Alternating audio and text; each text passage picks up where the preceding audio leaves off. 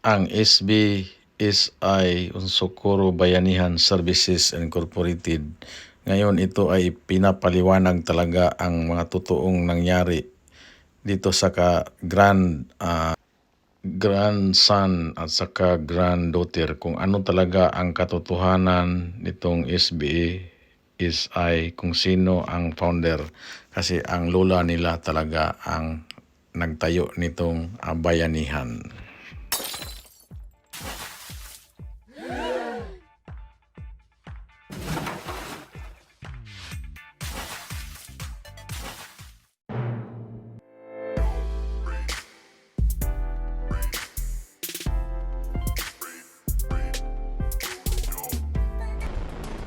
Mismo. Sinabi nilang child abuse. Yung child abuse. Paano na yung mga magulang? Mga bata dito. Yung mga bata, tawagin natin to. Halika mga bata.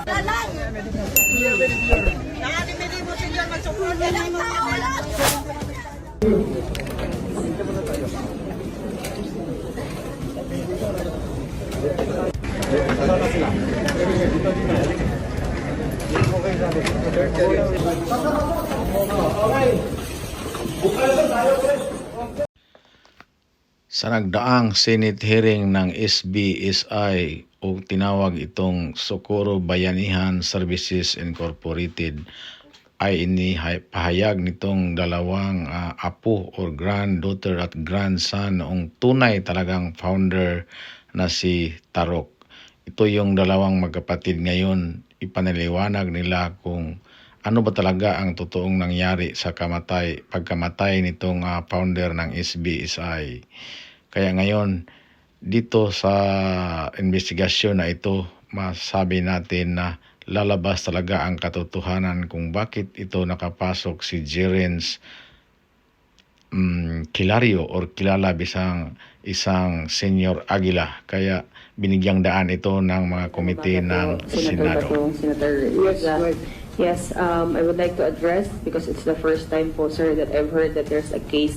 But for the record po, Your Honor, Mr. Chair, I am surprised because I'm the first person po naglilink between the PNP and the officers po ng SBSI. Police Colonel Audrey Rose Rivero can attest to that, na ako po yung naglilink para po mapanatili po ang katahimikan at order po sa aming lugar. Because I know for the fact na kailangan po nilang gawin yung trabaho nila. So, but I will further defend that when I receive the subpoena po, Your Honor. Salamat po. Anyway, you will have your day in court. Yes, Mr. Chair. Thank you. Yes, but Attorney, miyembro po ba kayo ng Socorro Bayanihan Services, Inc.? Yes, Your Honor. I am the granddaughter po of the founder, Rosalina Lasala Taruk and Don Albino Taruk. Kaya rin po maiksi yung buhok nyo dahil yun po yung gupit na mga babaeng miyembro ng bayanihan. This is my the haircut po before, even hindi pa po sa lahat. so Salamat kayo, Mr. Chair. you were you're the daughter of Mayor Dinya Florano po. so there were reports that your mother mysteriously died. What can you say? Yes, I have also, I have actually, dalawa lang, can I please narrate short brief history po, Your Honor? Yes, yes. Ang lolo ko po, the founder, Don Albino Tarok, married to my grandmother, Rosalina Tarok, and they only have one child, my mother po, who was a former mayor for 2 terms, Mayor Denia Tarok Florano. Dalawa lang po kaming anak niya, ako po, Attorney Ralden Florano, at andito po yung kapatid ko, my older brother, Ralden Tarok Florano po. My mother married a priest po, Rostom Serrano Florano. He is a Monsignor of Iglesia Filipina Independiente, and he has served for more than 30 years in our church po. So, basically po, me and my brother grew up in a very religious environment. My grandfather, Don Albino Tarok, even donated the lot where our IFI church is built now in Socorro. And my grandmother is also a very religious woman as well. Na during her time in 2018, she led the renovation of our church through the Bayanihan Spirit. Tulong-tulong po yung mga membro, contributing their labor and money for the renovation of the building. So, it is on personal note, it is very malaking insulto po sa amin na tinatawag po kami na kulto because my grandparents, as what the former chairperson of Socorro Task Force, Kapihan, has described them, virtuous people po, Your Honor. They are very God-fearing. They are well-respected po sa community. So kami po, pinalaki po kami ng tatay namin na may takot po sa Diyos. So I, for myself, could never and ever praise any other person other than our Jesus Christ, our Savior. So, yung sa case po, sa tanong niyo po, regarding po sa death po ng mama ko, it is a public knowledge po that my parents both has heart ailments po, Your Honor. Nung yung lola ko po, meron siyang enlargement of the heart as well as my mother. Nasa genetics po namin iyon. That's why we have conducted mostly mga 3 times a year po kami nagpapa-check up sa cardiologist. So before po, nung namatay sila, yung lola ko, meron po siyang problema. It's a personal family matter and I don't want to expose po kasi may mga madadamay. But personally, we believe, me and my brother, that it was based on, the death is basically because of the heart ailment of my parent and my grandparent. Before, they want to insist that it is because of COVID to suit their narrative. But now, because of this issue, iniba na naman nila yung reason. I think just to suit their narrative again. So, for the record, as far as you are concerned and your brother is concerned, there is no mystery as to the death of your mother. Yes, Your Honor. Yung brother mo sa likod, i-recognize natin. Okay, walang mystery. Can you let him speak, Your Honor, if Yes, you may? yes. Right. And Mr. Chair, pagbalik po ni Attorney, I'd also like to ask you a question. Salamat Okay. kayo, Mr. Chair. Yes.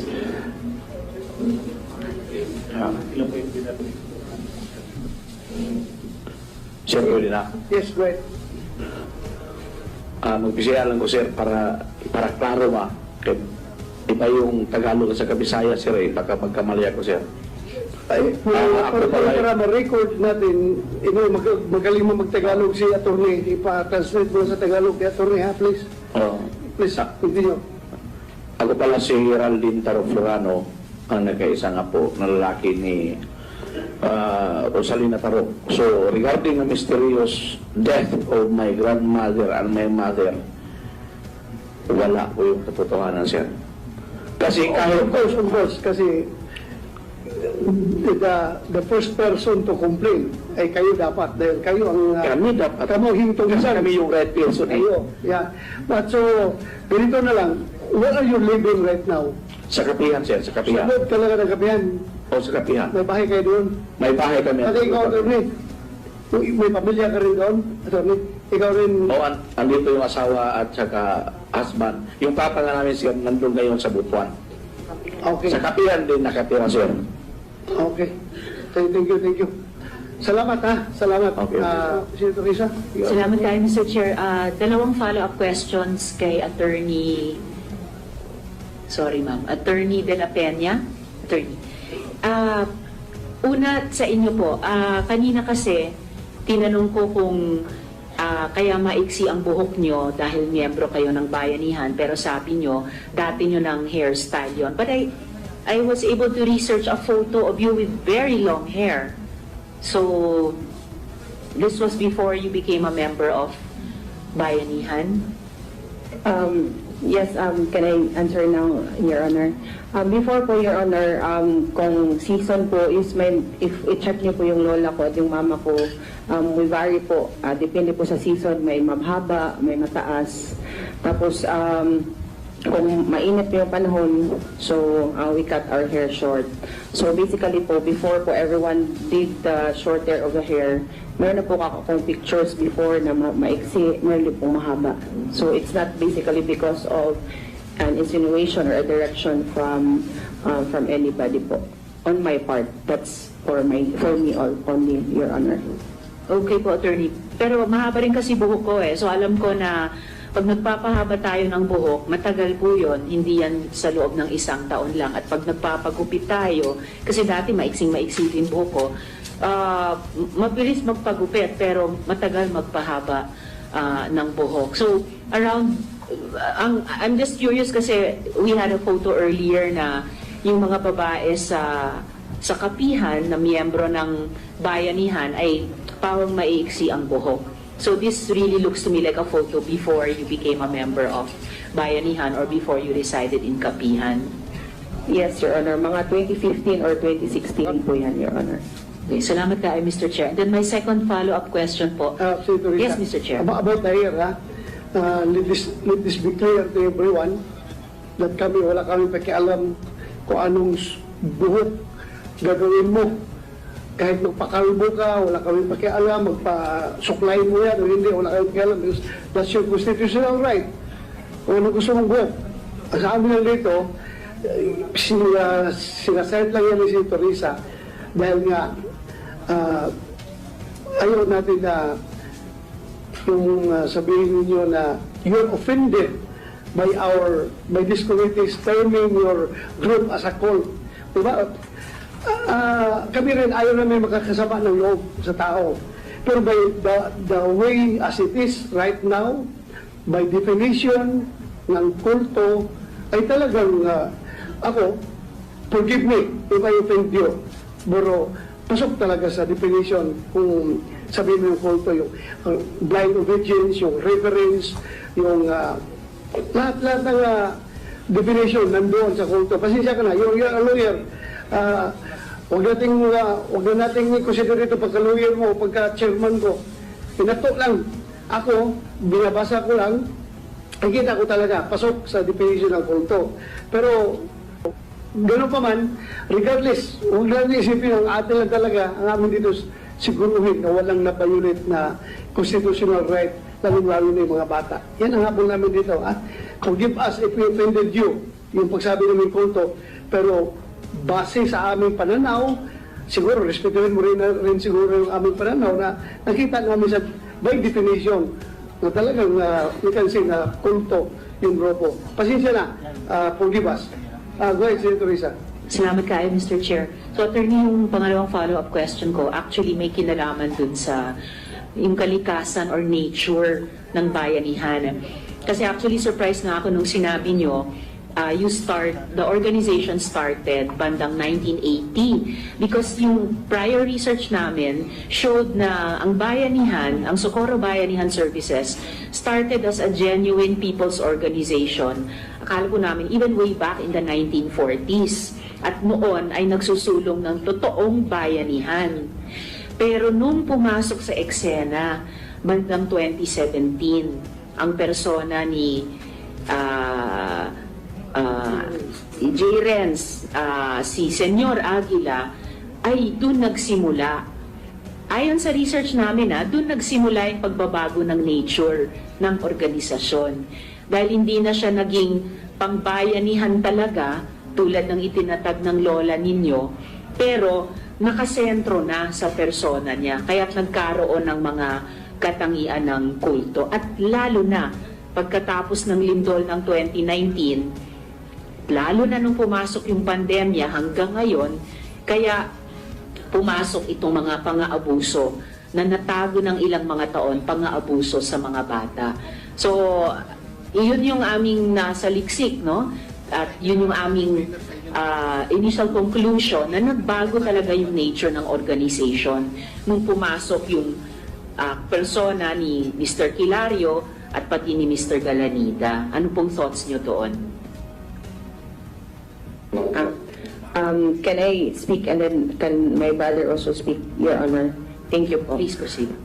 Your Honor, balik po tayo sana sa timeline. You mentioned that it's 2017. But Your Honor, during that time, it was my grandmother, Rosalina Lasala Taruk, who was still the president po, Your Honor. So, alam, like what Mr. Edelito Sangco described her, she's a virtuous woman po, Your Honor. She was the president 2017, 2018, 2019 until she died on June 27, 2021. Senior Aguila was not in the picture. He is a mayor, youth president po, Your Honor. So wala po siyang power during that time. Naupo po siya bilang presidente only on 2021. So, Your Honor, mahirap po sa amin na yung lola ko po, she is very selfless. She even, tawag dito, ibibigay niya lahat kahit yung personal namin na mga resources for helping the people.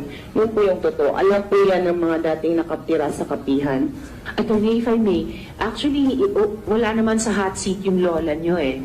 Yung ibang mga tao nga concerned tungkol sa lola nyo, concerned pa tungkol sa nanay ninyo. Pero can you shed light on, ito yung sinabi, yung kwento nyo, ito yung inyong perspective tungkol sa 2017. What about po nung 2019, nung naglindol sa Socorro na umakyat ang higit 3,000 tao, kabilang ang higit 1,000 mga bata.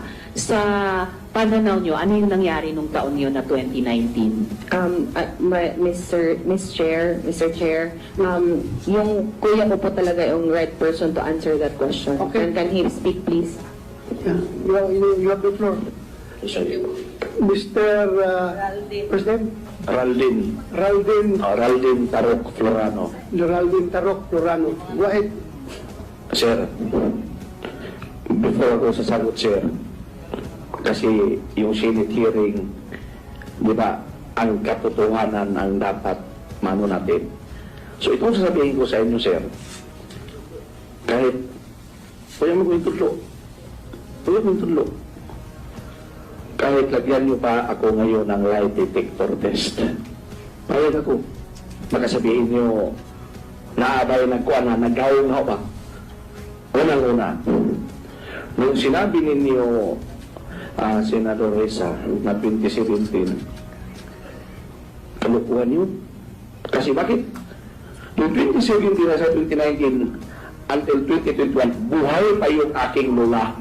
Mr. Chair, bago lang po magpatuloy, sir, huwag po natin gagamitin yung salitang kalokohan. Okay. Kasi kami po na nagpa-file ng mga resolusyon, nagkukonduct. Sorry, ma'am. Wala pong kalokohan kaming, Okay. hanggat kaya namin, pinalalampas. Okay. So ito po ay mga itinatanong namin sa inyo na sa pagkaalam namin ay facts, at kapag magbibigay kayo ng ibang facts, makikinig po kami at titimbangin Okay. namin. So, yung salitang Sorry, kalokohan po hindi po nagbibelong sa ganitong pagdinig, I believe, Mr. Chair. Salamat So, kayo. strike out from the records yung sinabing kalukuhan. Sorry po. You just present the Okay. facts. If you know that mali yung facts namin, you correct us. Ganun lang kasimple. Sabihin mo lang, sir, ito totoo. Ito yung totoo, sir. Sige, sige. Go ahead. 2017, dito kami nagpuyo sa lungsod. So wala kami sa Bukid, sir. So doon pa kami sa municipality of Socorro, not in the barangay Siring. Ngayon, noong lumindol, ganito yun nangyari. 2019, February 8, 2019 yung lindol. So noong time na yun, sa parang panihapon dinner, yung nag-dinner kami ng family ko, isa-isa kami tinatawag ng aking lola. So sabi ng aking lola, naman tayo junta sa Sungkoy, basin daw mag-tsunami. So isipin namin yung sa mga sarili namin, lalo na yung mga anak namin. So sabi ko sa aking lola, kung multagan pa sa barangay Sungkoy diya sa itawag na mo kanang guest house sa Sungkoy, Kung Tagalog mo para... kung tayo ay pupunta ng barangay Sungkoy, may kasi ng junction, sir, sa river at sa kayong dagat. So, kung posibleng may mag-tsunami, sigurado, walang mabubuhay sa amin kahit isa. Kasi pag high tide nga sir, yung tulay nga sir, nandito na yung level ng dagat eh.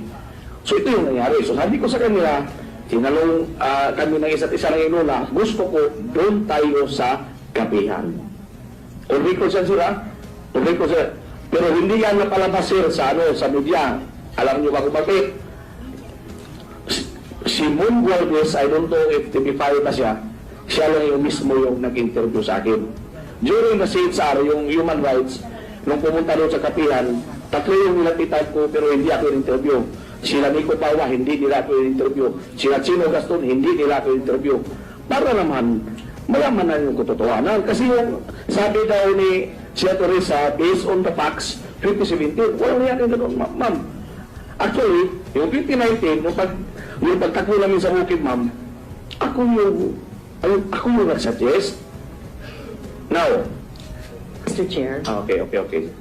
Mr. Chair, kasi nababanggit madalas ni Sir at ni Attorney Den yung kanilang lola. So pagkatapos po ni Sir, gusto ko rin po sanang maitanong si Jeng Plaza na kusinero ni Senyor Aguila dahil napaka-importante po talaga yung persona ng lola nila at wala pong nag-aakusa sa kanila ng kahit ano.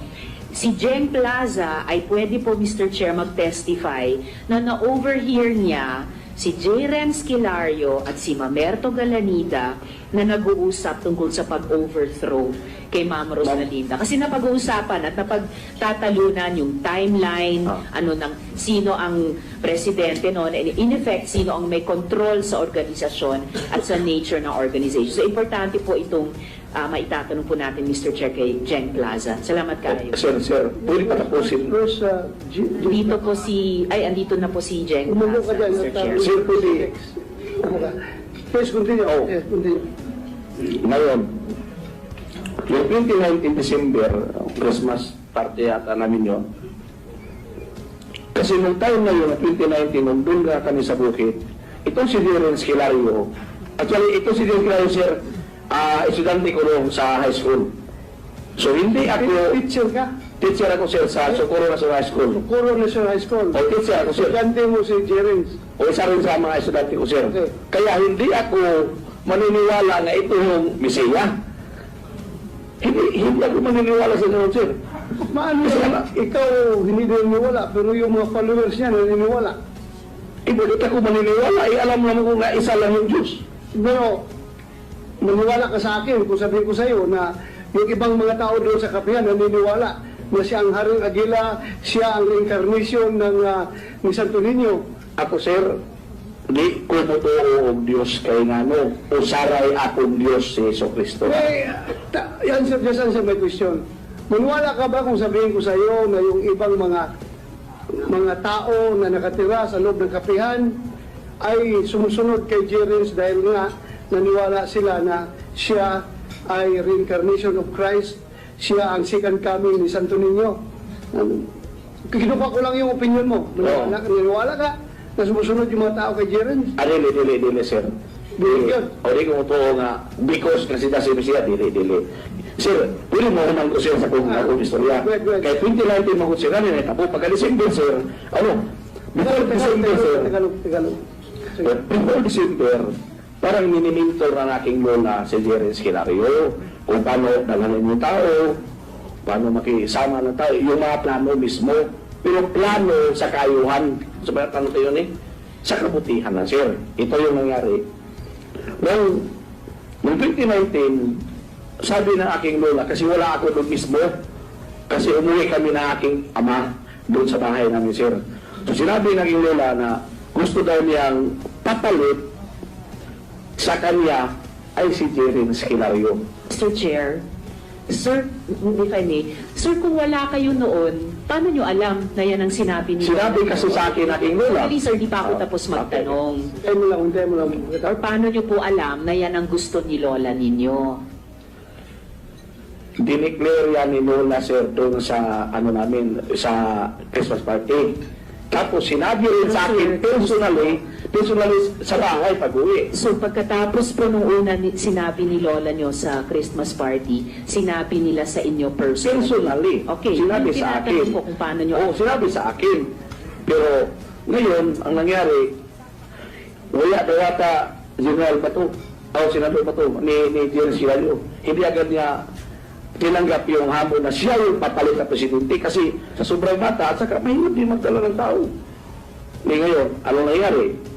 Nung Mr. Chair, so sir, taong 2019. 2019 pa ngayon. Take note, Mr. Chair, nung 2019, 19 years old lang si Senyor Aguila. Kaya nga, kasi bata pa siya. Tapos mahirap magdala ng tao. Ngayon, ano nangyari? Noong 2021, nung pagkamatay mismo ng aking lola, kinausap ko si Senyor Aguila. Ngayon, Senyor Jerens. Mr. Chair, sir, so tawag niyo rin kay Jerens Kilario ay Senyor Aguila. Jerens yung sa akin, sir. Hindi sir, kanina kinikwento niyo, Senyor Aguila ang tawag niyo sa kanya. Tinawag ko sa Senyor kasi yun yung skill niya ngayon. Pero ang tinatawag ko sa akin, Ma'am Jerens. Well, sir, Mr. Chair, let the record show, ang tawag po ni Mr. Florano kay Jerens Aguila ay Senyor Aguila. Ngayon yung pagkakilala ng mga tao sa kapihan, sa bayanihan, Yun yung pagkakilala na nila, ma'am. Haring Aguila, na reincarnation ng Diyos at reincarnation ng Santo Niño. Hindi nga ako Record, Mr. magkapalit. Chair. Hindi ako maniwala, ma'am, na sa iyong reincarnation, ma'am.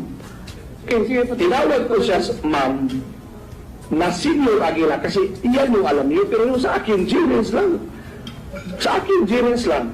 Kung halimbawa siya tatawag si Aguila, nasa sa kanila yan. Walang binabot na, sir. Sige, padayon ko, sir. Padayon ko. Oh. Ngayon, sabi ko kay Jerens, namatay na aking lola, di ba ikaw yung gusto na papalit sa pwesto niya as president? Mahirap din ko ako kasi wala namang authority nga galing sa aking lola. So,